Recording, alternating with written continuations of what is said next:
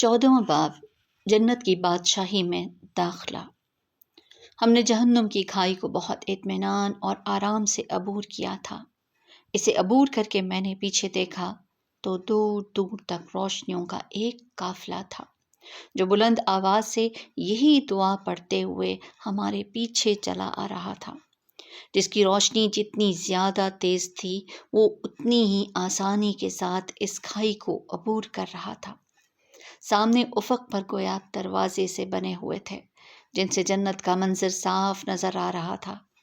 جنت کے نگران اہل جنت پر سلامتی بھیج کر خوش آمدید کہتے اور جواب میں اہل جنت اللہ کی حمد بجا لاتے۔ ہمارے عین سامنے عرش الہی تھا۔ ہم چلتے ہوئے اس کے بالکل قریب پہنچ چکے تھے۔ عرش کیا تھا؟ ایک بقائے نور تھا۔ یہ روشنی اور نور کا ایک سیلاب تھا جس کی حقیقت کو الفاظ میں بیان کرنا ممکن نہ تھا۔ یہاں پہنچ کر ہماری اپنی روشنی عرش کی روشنی کے سامنے بے نور ہو گئی۔ عرش کے گرد صف در صف فرشتوں کی قطاریں تھیں جو مؤدبانہ انداز میں ہاتھ باندھے ہوئے الحمدللہ رب العالمین کا نغمہ جاں فضا بلند کر رہے تھے۔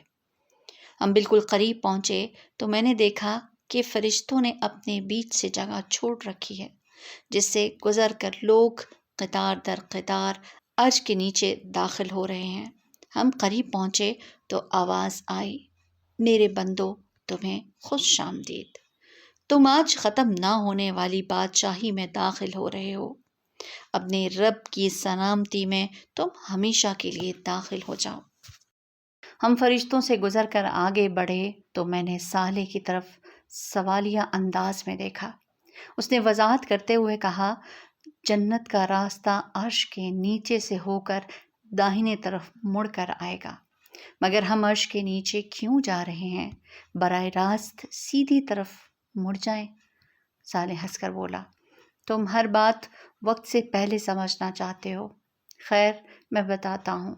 عرش کے نیچے جا کر ہر انسان کا آخری تزکیہ ہو جائے گا، مگر تزکیہ تو ہم دنیا میں کرتے تھے۔ تزکیہ یعنی پاکی حاصل کرنا دین کے ہر عمل کا مقصود تھا۔ دین کی پوری جدوجہد اس لیے تھی کہ انسان کا نفس پاک ہو جائے۔ مومن دنیا میں اپنے جسم کو صاف ستھرا رکھتا تھا، وہ اپنی خوراک کو پاکیزہ رکھتا تھا، وہ عبادات کے ذریعے اپنی روح اور احکام شریعت پر عمل کر کے اپنی معاشرت، معیشت اور اخلاق کو پاک رکھتا تھا۔ شیطانی ترغیبات، نفسانی خواہشات، حیوانی جذبات، یہ سب نجاستیں تھیں جن سے بچ کر بندہ مومن خود کو پاک رکھنے کی کوشش کرتا تھا۔ یہ دنیا میں اہل ایمان کی کوشش تھی جس کا بدلہ آج رب کی پاکیزہ جنت میں داخلے کی صورت میں دیا جا رہا ہے۔ لیکن اس پاک جنت میں داخلے سے قبل اللہ تعالیٰ خود اہل ایمان کو پاک کریں گے، جس کے بعد ان کی روح، جسم اور اخلاق ہر ناپاکی سے دھل جائے گا۔ کیا مطلب؟ مطلب یہ کہ تمہارا جسم جو دنیا میں خون، نجاست، بدبو اور دیگر ناپسندیدہ چیزوں سے بھرا ہوا تھا، اب نور سے بھر جائے گا، جس کے بعد تمہارے جسم سے فضلات نکلیں گے، نہ بدبو آئے گی اور نہ بدبودار پسینہ بہے گا۔ تمہاری سانس کے ساتھ خوشبو آئے گی، پیشاب پخانے کی جگہ خوشبودار پسینہ آئے گا۔ تمہارے کان، ناک، آنکھ، منہ اور جسم سے کوئی گندگی نہیں نکلے گی۔ اسی طرح تمہارے دل سے ہر منفی جذبہ جیسے حسد، تکبر، کینہ، پرائی عورت کے لیے شہوت، نفرت، تعصب وغیرہ سب ختم ہو جائیں گے۔ تمہاری سوچ، نظر، جسم اور روح سب پاکیزہ ہو جائیں گے۔ میں نے خوش ہو کر کہا، سبحان اللہ، پھر تو جینے کا لطف آ جائے گا۔ یہی نہیں بلکہ تمہاری صلاحیتیں اور طاقتیں غیر معمولی طور پر بڑھ جائیں گی۔ تمہیں نیند کی ضرورت ہوگی نہ آرام کی۔ تم تھکو گے نہ نڈھال ہوگے، بور ہوگے نہ بیزار ہوگے، ڈپریس ہوگے نہ ٹینشن کا شکار ہوگے۔ تم جتنا چاہو گے کھاؤ گے، جتنا چاہو گے پیو گے، تمہیں بدہضمی ہوگی نہ بیت الخلاء جانے کی حاجت، تمہارے اندر طاقت کا خزانہ بھر جائے گا، تم ہمیشہ صحت مند رہو گے، ہمیشہ جوان رہو گے، اور سب سے بڑھ کر اتنے حسین اور خوبصورت ہو جاؤ گے کہ کچھ حد نہیں۔ یہ تمہاری چند اندرونی کیفیت کا بیان ہے، خارج کی نعمتیں اور درجات تو ابھی سامنے آنے ہیں۔ کیا سب کے ساتھ یہی ہوگا؟ ہاں، سب کے ساتھ یہی ہوگا، البتہ جس کے اعمال جتنے زیادہ اچھے ہوں گے اس کی طاقت، حسن اور کمال اتنا ہی زیادہ ہوگا۔ میرے منہ سے بے اختیار نکلا الحمدللہ رب العالمین۔ ہم یہ گفتگو کرتے ہوئے عرش کے بالکل قریب پہنچ چکے تھے۔ صالح نے یہاں پہنچ کر مجھ سے کہا، عبداللہ، اب میں تم سے جدا ہو رہا ہوں، تم یہاں داخل ہوگے تو جنت کے دروازے پر نکلو گے، میں وہیں دروغہ جنت کے ساتھ تمہیں مل جاؤں گا، تم اطمینان سے آگے بڑھو۔ یہ کہہ کر وہ رخصت ہو گیا۔ میں ایک لمحے کے لیے کھڑا سوچتا رہا، اچانک میرے سامنے ایک دروازہ کھل گیا، آواز آئی، اے نفس مطمئنہ، اپنے رب کی طرف لوٹ آ، اس طرح کہ تو اس سے راضی ہے اور وہ تجھ سے، پھر داخل ہو جا میرے بندوں میں اور داخل ہو جا میری جنت میں۔ میں ان الفاظ سے حوصلہ پا کر آگے بڑھا اور دروازے کے اندر داخل ہو گیا۔ میری زبان پر بے اختیار یہ کلمات جاری تھے، اللہ اکبر، اللہ اکبر، لا الہ الا اللہ واللہ اکبر، اللہ اکبر وللہ الحمد۔ اندر داخل ہوتے ہی مجھے یہ محسوس ہوا کہ میں ایک راہداری میں آگے بڑھ رہا ہوں۔ یہاں فرش، چھت اور دیواریں سب بالکل سفید دودھیا رنگ کی تھی۔ اندر داخل ہوتے ہی مجھے ایک بہت خوشگوار احساس ہو رہا تھا۔ میرا اندازہ تھا کہ یہ راستہ غیر محسوس طریقے پر دائیں سمت میں مڑ رہا ہے۔ میں کچھ ہی دور گیا تھا کہ اچانک رنگ و نور کے مرغولوں نے میرا احاطہ کر لیا۔ قوس و قزح کے رنگ میرے اطراف میں جگمگانے لگے۔ میں پورے سکون اور اعتماد کے ساتھ آگے بڑھتا گیا۔ یکایک نور کی ایک چادر میرے آر پار ہو گئی۔ اس کے ساتھ ہی میرے وجود کا ریشہ ریشہ لطف و سرور کے احساس میں ڈوب گیا۔ مجھے لگا کہ میں ہواؤں میں اڑ رہا ہوں، میرا جسم بالکل بے وزن اور ہلکا ہو گیا ہے۔ مجھے لگا کہ میرا جسم تحلیل ہو گیا ہے اور میں صرف روح کی شکل میں باقی ہوں۔ میں بے خود ہو کر آگے بڑھتا رہا۔ کچھ ہی دیر بعد پھر وہی دودھیا راہداری میرے سامنے تھی اور میں اس میں چلا جا رہا تھا، مگر اب میرے احساسات میں زمین آسمان کا فرق آ چکا تھا۔ مجھے لگ رہا تھا کہ میں بدل کر کچھ سے کچھ ہو چکا ہوں۔ قوت، طاقت، سکون و اطمینان اور اعتماد کی ایک ناقابل بیان کیفیت تھی جس میں چلا جا رہا تھا کہ اچانک مجھے ٹھہرنا پڑا۔ میرے سامنے ایک ایسا مقام تھا جہاں سے 8 راستے نکل رہے تھے۔ ہر راستے پر یہ درج تھا کہ یہ راستہ جنت کے کس دروازے پر نکلے گا۔ میں یہ پڑھنے کی کوشش کر رہا تھا کہ کیا لکھا ہے کہ ایک آواز آئی، شہداء کے دروازے سے اندر چلے جاؤ۔ میں نے غور کیا تو دائیں طرف پہلا دروازہ انبیاء کا تھا اور اس کے برابر میں دوسرا دروازہ صدیقین اور پھر شہداء کا دروازہ تھا۔ میں اسی میں داخل ہو گیا۔ یہ بھی ایک راہداری تھی جو ایک دروازے پر ختم ہو رہی تھی۔ میں اس دروازے سے باہر آ گیا۔ اس سے پہلے کہ میں باہر نکل کر کسی چیز کا جائزہ لیتا، میں نے اپنے سامنے صالح کو موجود پایا۔ اس کے ساتھ ایک فرشتہ کھڑا ہوا تھا۔ صالح کے بجائے اس نے آگے بڑھ کر میرا استقبال کیا اور کہا، السلام علیکم، ہمیشہ باقی رہنے والی جنت کی اس بستی میں آپ کو خوش آمدید۔ صالح نے مجھے آپ کا نامہ اعمال دیا جس میں آپ کا نام عبداللہ بیان ہوا ہے، مگر اس کے ساتھ اعزازات اتنے لکھے ہوئے تھے کہ سمجھ میں نہیں آتا آپ کو کیا کہہ کر مخاطب کروں۔ صالح نے مداخلت کرتے ہوئے کہا، سردست سردار عبداللہ سے کام چلائیے۔ کیونکہ مجھے اللہ تعالیٰ نے ان کی موت کے بعد یہ کہہ کر ان کے استقبال کے لیے بھیجا تھا کہ میرا بندہ عبداللہ سردار ہے، اسے لے کر میرے پاس آؤ۔ ٹھیک ہے سردار عبداللہ، ختم نہ ہونے والی بادشاہی میں آنا مبارک ہو، یہ کہتے ہوئے اس نے مجھ سے معانقہ کیا۔ ہمارے میزبان کا نام کیا ہے؟ معانقہ کرتے ہوئے میں نے سالے سے پوچھا۔ یہ میزبان نہیں، دربان ہے اور ان کا نام رضوان ہے۔ رضوان ہنستے ہوئے بولے، یہاں میزبان آپ ہیں سردار عبداللہ، یہ آپ کی بادشاہی ہے، ذرا دیکھیے تو آپ کہاں ہیں؟ اس کے کہنے پر میں نے نظر دوڑائی تو دیکھا کہ میں ایک بالکل نئی دنیا میں داخل ہو چکا ہوں۔ یہاں آسمان و زمین بدل کر کچھ سے کچھ ہو چکے تھے۔ نئے آسمان اور نئی زمین پر مشتمل یہ ایک ایسی دنیا تھی جہاں یقیناً سب کچھ تھا، مگر اس کے حسن اور کاملیت کو بیان کرنے کے لیے میرے پاس الفاظ نہیں تھے۔ میں زندگی بھر ایک قادر الکلام شخص رہا، مجھے زبان و بیان پر غیر معمولی عبور حاصل تھا۔ الفاظ میری دہلیز پر سجدہ کرتے اور اسالیب مجھ پر القا ہوتے۔ خدا نے مشکل سے مشکل حقائق کے بیان کو ہمیشہ میرے لیے بے حد آسان کیے رکھا تھا، مگر اس لمحے مجھے اندازہ ہوا کہ دنیا کی ہر زبان ان حقیقتوں کو بیان کرنے سے عاجز ہے جو میرے سامنے موجود تھیں۔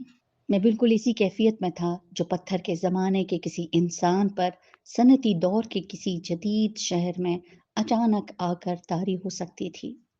جو شخص اپنے غار کو لکڑیاں جلا کر روشن کرتا رہا ہو، وہ اچانک لیزر لائٹ کی قوس و قزح اور ٹیوب لائٹ کی دودیا روشنی کے جلوے دیکھ لیتا تو کبھی اس کی حقیقت کو بیان کرنے کے لیے الفاظ نہیں پا سکتا تھا۔ یہی کیفیت اس وقت میری تھی۔ سالے میری بے خودی دیکھ کر بولا، سردار عبداللہ، بے خود ہونے کے لیے ابھی بہت کچھ ہے، بہتر ہے کہ آپ اپنی منزل کی طرف چلیے۔ رضوان نے ایک راستے کی طرف اشارہ کرتے ہوئے کہا، چلیے، آپ کی رہائش گاہ کا علاقہ اس سمت میں ہے۔ ہم آگے بڑھے، ایک طویل سرخ رنگ کا قالین اس راستے میں بچھا ہوا تھا۔ ہم اس پر چلنے لگے۔ اس راستے میں دونوں سمت فرشتوں کی قطار تھی جو ہاتھوں میں گلدستے لیے، ریشمی رومال لہراتے، پھولوں اور خوشبو کا چھڑکاؤ کرتے، سلام و مرحبا کہتے میرا استقبال کر رہے تھے۔ یہ ایک طویل راستہ تھا جو دور تک چلتا چلا جا رہا تھا۔ بچپن میں تصوراتی پرستان اور کوکاف کی کہانیاں شاید سب سنتے پڑھتے ہیں۔ یہ راستہ ایسے ہی کسی پرستان پر جا کر ختم ہو رہا تھا۔ دور سے اس پرستان کی بلند و بالا تعمیرات نظر آ رہی تھی۔ یہ عالیشان عمارت اور شاندار محلات کا ایک منظر تھا جو سبزے سے لدے پہاڑوں، اس کے دامن میں پھیلے پانی کے فرش اور نیلگوں آسمان کی چھت کے ساتھ ایک خیالی دنیا کی تصویر لگ رہا تھا۔ میں نے رضوان سے پوچھا، اس وقت ان گنت لوگ جنت میں داخل ہو رہے ہیں، آپ کے پاس کیا اتنا فارغ وقت ہے کہ سب کو چھوڑ کر میرے ساتھ آ گئے ہیں؟ وہ ہنس کر بولا، یہاں وقت رکا ہوا ہے۔ آپ یوں سمجھیے کہ دو جنتی جو ایک کے بعد ایک کر کے اندر داخل ہو رہے ہیں، ان کے اندر آنے میں کافی وقفہ ہوتا ہے، اور جو جنتی ذرا کم درجے کے ہیں وہ تو مہینوں اور برسوں نہیں، صدیوں کے فرق سے اندر آئیں گے۔ میں نے سالے کی سمت دیکھ کر کہا، نائمہ؟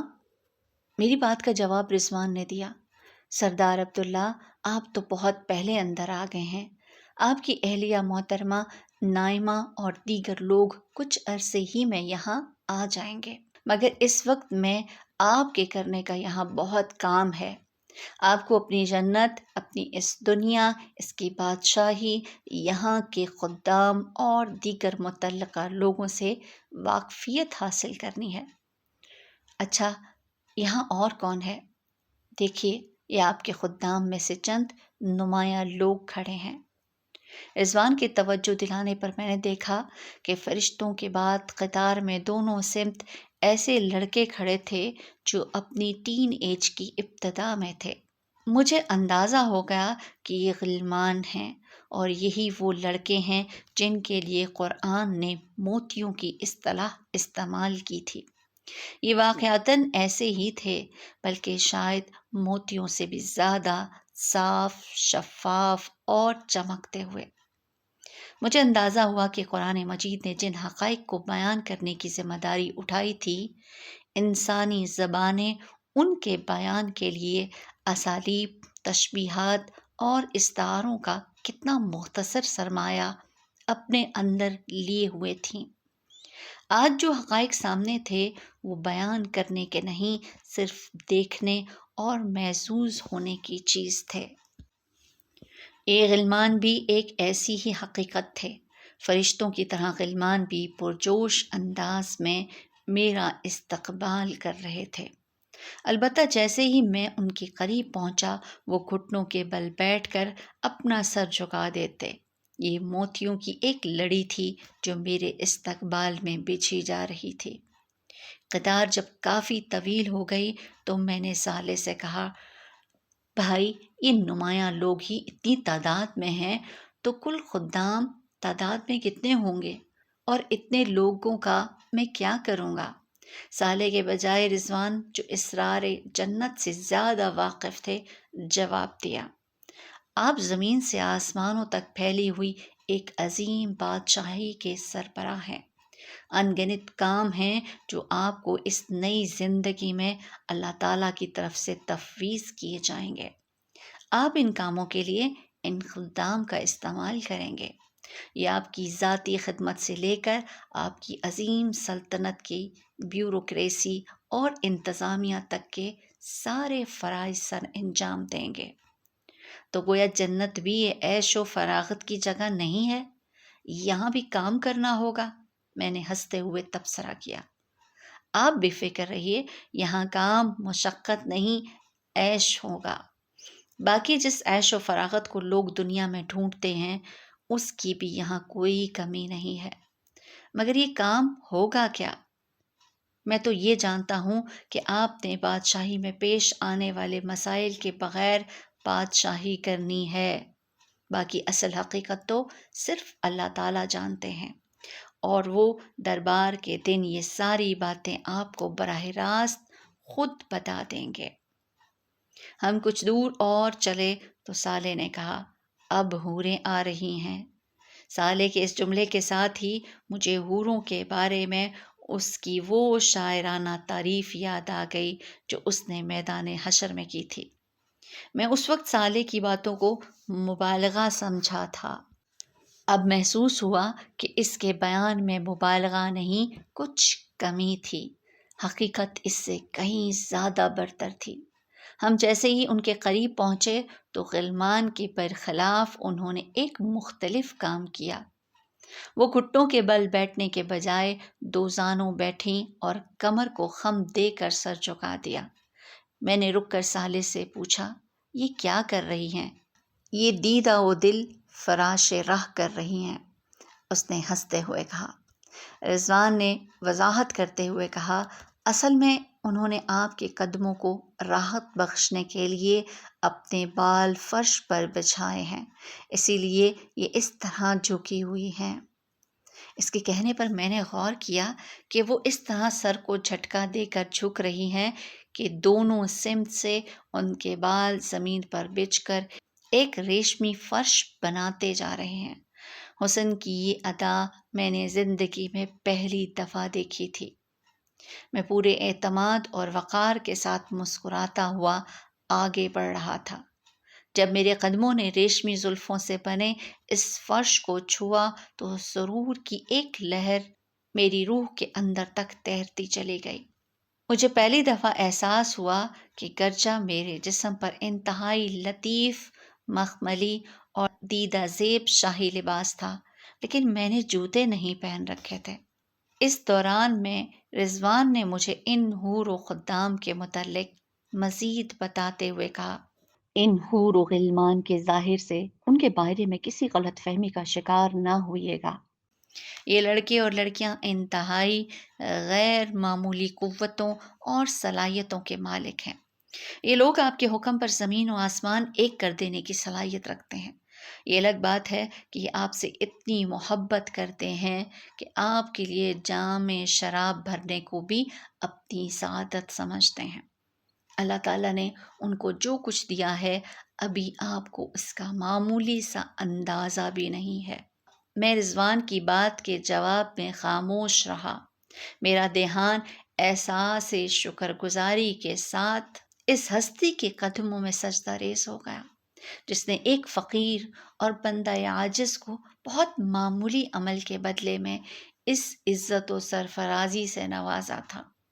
بے اختیار میری آنکھوں سے آنسو بہنے لگے اور میں خود بھی سجدے میں جا گرا۔ میری زبان پر تسبیح و تمجید کے الفاظ تھے۔ میں اسی حال میں تھا کہ اچانک بارش کے قطروں کی سی آواز آنا شروع ہو گئی۔ سالے نے میری پیٹھ تھپ تھپا کر کہا، عبداللہ اٹھو اور اپنے سجدے کی مقبولیت دیکھو۔ میں اٹھا تو ایک حیرت انگیز منظر میرا منتظر تھا۔ میں نے دیکھا کہ حور و غلمان کے چہروں پر بشاشت اور خوشی کی لہر دوڑ رہی تھی اور ان کی جھولیاں انتہائی حسین موتیوں سے بھری ہوئی تھیں۔ میں کچھ نہیں سمجھ پایا۔ سالے نے میری حیرت دور کرتے ہوئے کہا، خدا نے تمہاری طرف سے ان کو بخشش عطا کی ہے۔ تمہاری آنکھوں سے تو آنسو ہی بہے تھے مگر خدا نے ان کو قبول کر کے موتیوں کی برسات برسا دی۔ یہ ان کے لیے تمہاری آمد پر ایک تحفہ ہے جو ان کی زندگی کی سب سے قیمتی متاع ہے۔ ہم دوبارہ چلنے لگے اور آخرکار یہ استقبالی قطار ایک بلند و بالا دروازے پر ختم ہوئی۔ ہمارے قریب پہنچنے سے قبل ہی دروازے کے دونوں پٹ کھل چکے تھے۔ یہاں سے رضوان واپس لوٹ گئے اور میں صالح کے ساتھ اپنی رہائش گاہ میں داخل ہو گیا۔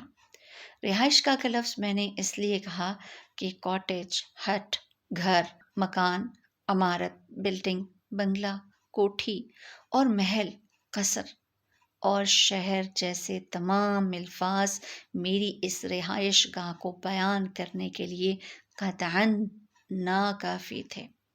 یہ تاحد نظر پھیلا ہوا ایک وسیع علاقہ تھا جو سرسبز پہاڑوں، ان پر بنے فلک بوس محلات، ان کے دامن میں میلوں پھیلے باغات، ان کے نیچے بہتی ندیاں اور دریاؤں کا ایک ایسا مجموعہ تھا جن کے بیان کے لیے شاید الفاظ تو وہی ہیں جو میرے ذہن میں تھے مگر ان کی حقیقت، ان کا حسن اور ان کی شان و شوکت ایک بالکل مختلف چیز تھی۔ میں نے اس وسیع منظر نامے پر نظر ڈالتے ہوئے سالے سے دریافت کیا، اتنے سارے محلات میں سے میری رہائش گاہ کون سی ہے؟ اس نے ہنستے ہوئے کہا، یہ محلات تمہاری رہائش گاہ نہیں، یہ تمہارے قریبی خدام کی رہائش گاہ ہیں۔ تمہاری رہائش گاہ یہاں سے کافی دور ہے، تم چاہو تو پیدل بھی جا سکتے ہو مگر بہتر ہے کہ اپنی سواری میں جاؤ۔ یہ کہہ کر اس نے ایک طرف بڑھنے کا اشارہ کیا۔ میں نے اس سمت دیکھا تو ایک انتہائی شاندار مگر قدرے چھوٹا سا گھر بنا ہوا تھا۔ چھوٹا اس دنیا کے حساب سے تھا ورنہ پچھلی دنیا کے اعتبار سے یہ کوئی عظیم الشان محل جتنا وسیع تھا۔ مگر عجیب بات یہ تھی کہ سالے توجہ نہ دلاتا تو میں کبھی اس کی موجودگی محسوس نہیں کر سکتا تھا کیونکہ یہ مکمل طور پر شیشے کا بنا ہوا اور اتنا شفاف تھا کہ اس کے آر پار سب کچھ نظر آ رہا تھا۔ سالے آگے بڑھا تو میں اس کے پیچھے اس خیال سے چلا کہ اس گھر میں کوئی گاڑی وغیرہ جیسی سواری کھڑی ہوگی مگر وہ سیدھا مجھے اس گھر کے وسط میں موجود ایک کمرے میں لے گیا جہاں ہیرے جواہرات سے مرزے شاہانہ انداز کی عالی شان نشستیں نصب تھیں۔ سالے نے مجھے اشارے سے بیٹھنے کے لیے کہا، پھر بولا، یہ تمہاری سواری ہے جو تمہیں تمہاری منزل تک پہنچا دے گی۔ میں تمہیں تنہا چھوڑ رہا ہوں تاکہ تمہیں یہ معلوم ہو جائے کہ یہاں کے اصل بادشاہ تم ہو۔ تمہیں کسی سہارے، کسی خادم اور کسی فرشتے کی مدد کی کوئی ضرورت نہیں ہے۔ تم جو چاہو گے وہ خود بخود ہو جائے گا۔ اب میں تمہیں تمہارے گھر میں ملوں گا۔ قبل اس کے کہ میں کچھ کہتا وہ باہر نکل گیا۔ سالے کی اس بات پر میں شاک میں آ گیا۔ بلکہ سچ بات تو یہ ہے کہ جنت میں داخلے کے بعد سے میں ایک مسلسل شوق کی حالت میں تھا۔ ہر لمحے ملنے والی مسرت آمیز صدمات نے مجھے قدرے معاف کر دیا تھا۔ تاہم کچھ دیر میں خود کو سنبھال کر میں سوچنے لگا، میں کہاں ہوں اور کیوں ہوں، اور یہ کہ سالے نے مجھ سے ابھی کیا کہا تھا۔ سالے کے الفاظ کو میں نے ذہن میں دہرایا اور اس کی بات کا مطلب سمجھ میں آتے ہی مجھ میں انتہائی غیر معمولی اعتماد پیدا ہو گیا۔ مجھے لگا کہ میری بادشاہی اس لمحے سے شروع ہوتی ہے۔ تاہم سوال یہ تھا کہ یہ گھر یا سواری چلے گی کیسے؟ میں نے دل میں سوچا کہ سالے نہیں ہے تو کیا ہوا، وہ رب تو اس لمحے بھی میرے ساتھ ہے جو دنیا میں زندگی بھر میرے ساتھ رہا تھا۔ اس کے ساتھ ہی مجھے بے اختیار قرآن کریم کا یہ بیان یاد آ گیا کہ جنت میں بندوں کی ہر درخواست سبحان اللہ کہنے سے پوری ہو جایا کرے گی۔ میں نے دھیرے سے کہا سبحان اللہ۔ اس کے ساتھ ہی یہ گھر جو ایک سواری تھی خود بخود فضا میں بلند ہونے لگا۔ میں خوشی سے کھلکھلا اٹھا اور میں نے زور سے پکار کر کہا بسم اللہ مجریہا و مرساہا۔ یہ پیغمبر نوح علیہ السلام کے الفاظ تھے جو آپ نے اپنی کشتی میں بیٹھ کر کہے تھے۔ میری سواری دھیرے دھیرے ایک سمت پڑنے لگی۔ میں خاموشی سے سر ٹکا کر نیچے پھیلے ہوئے حسین مناظر سے لطف اندوز ہونے لگا۔ گھر دھیرے دھیرے اڑ رہا تھا کہ مجھے محسوس ہوا کہ نیچے شام سا دھندلگا پھیلنے لگا ہے۔ کچھ ہی دیر میں ہر طرف مکمل تاریکی چھا گئی۔ اس کے ساتھ ہی شیشے کا یہ گھر دودھیا رنگ کی اس روشنی سے چکمگا اٹھا جس کا ماخذ اور منبع کہیں نظر نہ آتا تھا۔ اندھیرے میں میرا سفر جاری تھا۔ باہر دور تک گہری تاریکی چھائی ہوئی تھی، مگر اس تاریکی میں کوئی اندیشہ، کوئی خوف نہیں تھا۔ تاریکی کی اس تہہ پر دبی سناٹے کی ایک اور تہہ جمی ہوئی تھی، مگر اس سناٹے میں بھی کوئی وحشت اور کوئی دہشت نہیں تھی۔ اندھیرے کی طرح یہ سناٹا بھی اپنے اندر ایک عجیب نوعیت کا سکون اور سرور لیے ہوئے تھا۔ ایسا لگتا تھا کہ خاموشی میں بغیر آواز کے نغمے بکھرے ہوئے ہیں جو کانوں کے بجائے دل کے دروازوں سے وجود ہستی پر ہولے ہولے دستک دے رہے ہیں۔ بغیر ساز کے کچھ سر فضا میں بکھرے ہوئے ہیں جو سماعتوں کے در و دیوار کے بجائے شعور کے دریچوں سے میکدۂ دل کی دنیا میں داخل ہو کر محور رقص ہیں۔ رہی تاریکی تو مجھے اس کا مقصد صرف ایک نظر آتا تھا، وہ یہ کہ تاریکی اس روشنی کو خوب نمایاں کر دے جو بہت دور فضا میں بلند ایک دیے کی مانند روشن تھی۔ یہ روشنی آسمان کے کسی تارے کی نہ تھی کہ اس وقت زمین کی طرح آسمان بھی تاریکی کی چادر اوڑھے ہوئے تھا۔ یہ روشنی ایک بلند پہاڑ کی چوٹی سے اٹھ رہی تھی۔ اندھیرے میں یہ روشنی بے حد حسین اور دلکش لگ رہی تھی، اتنی کہ اس سے نظر ہٹانے کا دل نہیں چاہتا تھا۔ پھر میں نے سوچا کہ اس اندھیرے میں دیکھنے کو اور رکھا ہی کیا ہے۔ میرے دل میں خواہش پیدا ہوئی کہ کیا ہی اچھا ہو کہ میں نیچے کا منظر اور روشنی میں دیکھ سکوں۔ میں نے سبحان اللہ کہا جس کے ساتھ ہی تاریکی چھٹ گئی اور نیچے کا منظر صاف نظر آنے لگا۔ نیچے تا حد نظر وسیع و ریز پھیلا ہوا ایک سرسبز و شاداب میدان تھا جس کے عین وسط میں سنگ مرمر کا ایک سفید پہاڑ نظر آ رہا تھا۔ یہ کسی پہاڑی سلسلے کا کوئی حصہ نہیں بلکہ تنہا و یکتا سنگ مرمر کا ایک بلند ٹیلہ تھا جو زمین کے سینے میں کسی تنہا ستون کی طرح استادہ تھا۔ اس پہاڑ کی چوٹی بلند ہوتے ہوتے ایک نیزے کی نوک کی طرح باریک ہو کر ختم ہو رہی تھی۔ مگر یہ پہاڑ کا خاتمہ نہ تھی، بلکہ یہ نوک اس عظیم الشان اور عالی شان محل کی بنیاد کا کام کر رہی تھی جو عین اس کے سرے پر بنا ہوا تھا۔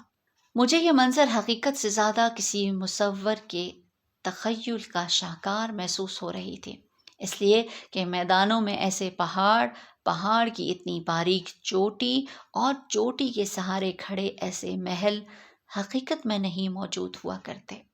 مگر وہ پچھلی دنیا کی باتیں تھیں، اب تو آزمائش اور طبعی قوانین کی وہ سابقہ دنیا ختم ہو چکی تھی۔ ایک نئی دنیا وجود میں آ چکی تھی جس میں میری بادشاہی تھی اور میں تھا۔ میں نے سوچا کہ انسانی تاریخ ہزاروں لاکھوں برسوں کا سفر طے کر کے دور توحید میں داخل ہو چکی ہے، جب زمین کا انتظام خدا کے فرشتوں نے سنبھال کر ہر ناممکن کو ممکن کر دیا ہے اور ایک ایسی دنیا بنا دی جس کی تاریکی ہر خوف اور خاموشی ہر اندیشے سے پاک ہے، جس کا اندھیرا چراغاں کا حصہ اور خاموشی موسیقی کا سامان ہوا کرتی ہے۔